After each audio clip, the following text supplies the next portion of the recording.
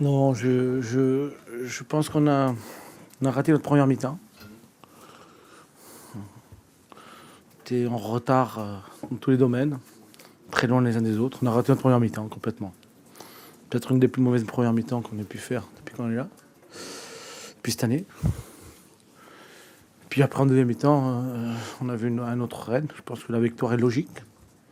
Alors soulagé, c'est pas le mot, on est là pour gagner des matchs. Hein. C'est notre 12e qu'on gagne. Hein. Donc, On a vu comment le match avait commencé. oui, bah après, il y a toujours l'histoire du match. Voilà, toujours. Il y a toujours une histoire dans le match. Voilà, on a fait une très bonne première mi-temps contre Bordeaux, et puis en deuxième mi-temps, on s'était fait piéger. Donc, il y a toujours des histoires. Donc voilà, je pense qu'on valorise nos 2 matchs nuls qu'on vient de faire, et puis la victoire à Bastia, à Guignon. Donc ça nous fait quand même 4 matchs. Voilà, on peut voir le match, les stats très très différemment, mais bon, maintenant j'ai l'habitude. C'est-à-dire, on a pris 8 points en 4 matchs, et puis on peut dire on n'a pas gagné à domicile depuis Valenciennes, voilà, en championnat. Voilà. Après, vous traduisez comme vous voulez, mais mais je suis pas surpris. Bon, c'est pas, je suis habitué maintenant. Donc voilà, c'est comme ça. Mais je pense qu'on a 40 points ce soir, c'est une bonne chose. Avec 12 victoires. Voilà. C'est vrai que si on avait transformé les 8 défaites en 4 nuls, ça aurait été encore mieux. Mais je pense qu'on a vu à un moment donné la force de réaction de cette équipe. Voilà. Vous n'avez pas changé de système à la mi-temps, mais vous avez changé 2 joueurs et ça a changé. Ouais, bah, ça fait partie de mes choix. Je suis là pour faire des choix. Je n'étais pas satisfait de. Je leur en veux pas. Je trouve qu'ils étaient trop timorés. Quoi. Donc, on peut pas être timoré. À un moment donné, on veut jouer, il faut apporter quelque chose. Et puis c'est vrai que le flanc droit a été transformé en deuxième mi-temps. Donc voilà, avec Théo et Sané. Donc. Après, on a vu un autre Melville Terding aussi en deuxième mi-temps. Abdenour, c'était le roi du terrain en première mi-temps. Et puis en deuxième mi-temps, il a secoué. Et quand on secoue, donc voilà, donc ça fait tourner les matchs. Après, Julien Ferré, numéro 10, c'est sûr, je le sais avant le match, voilà, mais bon, c'est toujours pareil. Et puis Rita, qui est rentré, qui a un pied gauche, c'est une main. Hein. Donc voilà, donc ça fait tourner le match. Mais après, il y a eu aussi un autre état d'esprit. Donc on était très loin. Et puis, vous savez, le match, il a tourné quand on a commencé à faire du pressing. Le gardien qui met en touche, et je mets en touche 2 fois, et je mets en touche 3 fois, et je perds de la confiance. Et puis après, à un moment donné ou à un autre, il y a une erreur qui arrive. Et puis je pense qu'on a imposé quand même une intensité en deuxième mi-temps. Et ça les a... Parce qu'ils peuvent prendre en deuxième mi-temps 2 ou 3 buts de plus. Hein. Et face à une équipe comme celle... Et puis on a vu la qualité de Toulouse. Je vous ai dit que c'était coriace, c'était costaud. Et vous avez vu en première mi-temps, comme quand ils sont capables de coincer le ballon, il y a un mouvement perpétuel chez eux au milieu de terrain qui fait qu'à un moment donné, ils sont pas faciles à récupérer le ballon. Donc ils manquent un peu de percussion, mais ils vous mettent le doute. Donc pour répondre à votre question, je suis satisfait de ce qui s'est passé, bien sûr. Même si la première mi-temps, bien sûr, alors, on a rectifié à la mi-temps, mais... Comment vous l'expliquez justement cette première mi-temps exactement l'inverse de la première. C'est-à-dire, on a un bon relanceur dans l'axe, on a Melvoud qui est beaucoup plus consistant, on a un côté droit où Théo, il a fait une deuxième mi-temps assez exceptionnelle quand même, il faut le dire. Avec Sané qui apporte sa vitesse. Donc Julien Ferré numéro 10. Après voilà, ça change tout. Voilà, ça change tout. Alors on dit pourquoi je l'ai pas fait au début du match. Ah bah oui, non mais c'est vrai, non mais oui, bien sûr que j'y ai pensé. Vous savez non, oui, pourquoi on dit ouais. Heureusement que j'ai coaché un peu après 20 ans, ce serait grave pour moi. Hein, heureusement que j'arrive à lire un match quand même un petit peu. Non, pourquoi pas Sané? Alors la réponse est simple. Il me faut un attaquant sur le banc. Voilà. C'est toujours pareil. Voilà, je veux pas mettre toutes les armes, mais on ne sait pas ce qui peut arriver. Voilà, c'est simplement ça l'explication. Et puis je pense que à travers ce que fait Sadio Diallo en entraînement, il mérite qu'on le lance. Mais après un match, il n'est pas aussi performant. Mais il faut persévérer. Moi, j'y crois énormément, donc il faut persévérer. Il a été le roi du terrain de Guinée-Sénégal, il n'y a pas de raison. C'est un problème de confiance, comme le petit Dimitri. Bon, le petit Dimitri, ça s'explique un peu plus, parce qu'il a 20 ans. Je trouve qu'à domicile, il est timoré, Dimitri. Et comme en première mi-temps, on n'avait pas beaucoup le ballon, il a été... voilà. Ouais, mais il a eu beaucoup de ballons qu'il a mal géré. Donc, ouais, Ouais, non, c'était... Voilà, bah, après, on ne jette pas la pierre, on sait qu'il réussira, mais ce soir, c'était comme ça, voilà. Romain développe le match après une semaine peut-être un peu compliquée à gérer d'un point de vue médiatisation. Il est encore là, enfin voilà, il sert à... Ouais, bah, il lâche pas, il aurait pu marquer 2 ou 3 buts, voilà, parce qu'il a des belles situations. Donc c'est un peu précipité, la tête, la frappe qui rate, il y a un mec centré. Donc, ouais.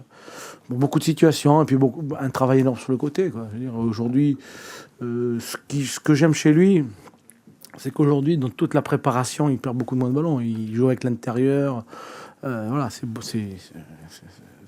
plus un joueur que de 20 derniers mètres, c'est un joueur. 20 derniers mètres, c'est toujours le même, parce qu'il n'a pas lâché sur le but.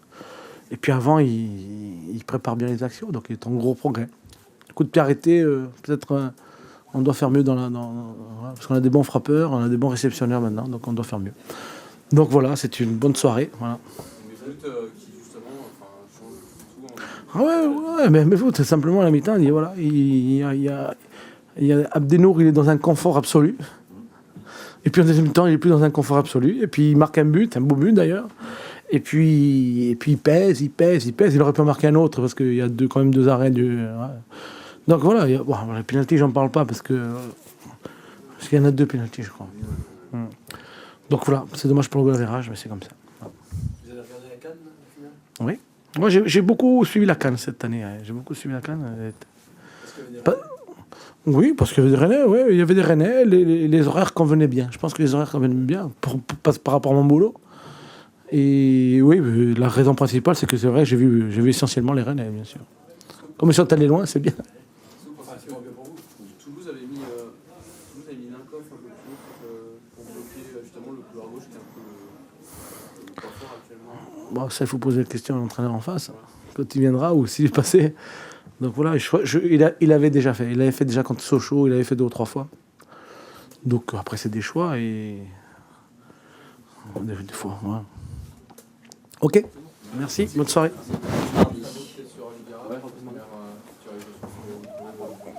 Alou Diarra, il nous a fait du Alou Diarra. Hein. Donc très très bon la récupération, très utile. L'image Alou Diarra que j'ai ce soir, c'est quand il recule, la première action qu'il fait, quand il va récupérer dans les pieds, que Sadio Diallo a une belle opportunité. Son jeu de tête, toujours présent, toujours propre techniquement. Donc voilà. Maintenant, il a besoin de faire 3-4 matchs. Hein. Vous avez vu qu'il a fini quand même, Carbon. Bah oui, c'est des garçons. Ah bah oui, 6 mois sans jouer, c'est énorme. Hein. Voilà. Un déçu, frustré. Je pense que on fait, je pense, de bonnes choses, notamment en première mi-temps où on a été, je pense, très cohérent dans ce qu'on a fait avec une bonne organisation défensive et puis surtout une bonne qualité dans la remontée, dans les enchaînements et je pense pas mal de situations intéressantes. Je pense que sur la première mi-temps, on mérite d'avoir un petit avantage et une deuxième mi-temps plus difficile, mais on l'attendait. Il fallait bien que le stade rennais voilà, et une deuxième mi-temps, je pense que avec plus de réactions que la première. Je me doutais qu'ils allaient revenir avec d'autres intentions. Mais voilà, il y a de la frustration de perdre le match sur une petite erreur d'appréciation et qui nous coûte cher. Bah rien, de toute façon, ça reste à l'intérieur du vestiaire, mais bon, c'est pas la peine de l'accabler plus qu'il doit l'être, parce que bon, je pense qu'il est conscient que c'est une petite faute de concentration, d'appréciation qui nous coûte très cher.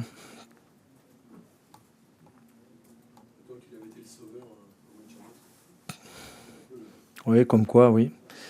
Et je préfère plus de régularité, de constance et voilà, il faut d'abord être très régulier dans ses performances et puis je pense que... Mais vous savez, on a une équipe jeune, donc on sait que ça peut arriver et les jeunes apprennent de leurs erreurs et pour lui, ça va être très formateur cette saison. Il a fait une saison extraordinaire l'année dernière. Il a une saison cette année avec un petit peu plus d'irrégularité, mais ça sera très formateur pour la suite. C'est bon ? Merci.